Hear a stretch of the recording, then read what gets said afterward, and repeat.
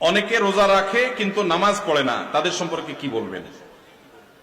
রোজা রাখে কিন্তু নামাজ পড়ে না, এদের সম্পর্কে বলবো তারা লুঙ্গি খুলে পাগড়ি বাঁধছে। লুঙ্গি খুলে যদি কেউ পাগড়ি বাঁধে এই নিয়তে যে পাগড়ি বাঁধলে সওয়াব হবে, কিন্তু লুঙ্গি যে খুলে গেল সেটার জন্য কবিরা গুনাহ হবে, সেটার খবর তার। ঠিক একই ভাবে রমজানের রোজা রাখলে সওয়াব হবে, ফরজ আদায় হবে, কিন্তু এর চাইতে বড় ফরজ হলো 5 ওয়াক্ত নামাজ। তা আপনি সেটাই যদি বাদ দিয়ে দেন তাহলে এই রোজা রাখলেন, তাহলে এর চাইতে বড়টা বাদ দিয়ে আপনি কম গুরুত্বপূর্ণটা করলেন। ওইটার তুলনায় এটাও ফরজ, কিন্তু ওইটার চাইতে কম গুরুত্বপূর্ণটারে গুরুত্ব দিলেন, আসলটারে গুরুত্ব দিলেন না।